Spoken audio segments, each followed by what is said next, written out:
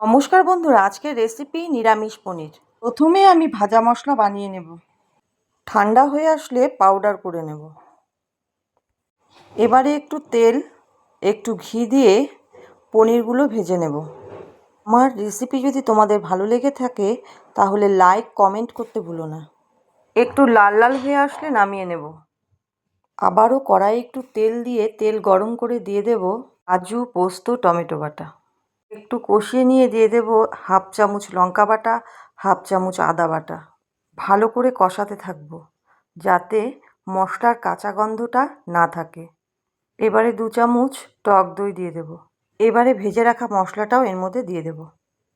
দিয়ে দেব পরিমাণ মতো নুন, সামান্য একটু চিনি। একটু কষিয়ে নিয়ে দিয়ে দেব পরিমাণ মতন জল। তা একটু ফুটে আসলেই দিয়ে দেব এর মধ্যে ভেজে রাখা পনির। এবারে ভালো করে ফুটিয়ে নেব।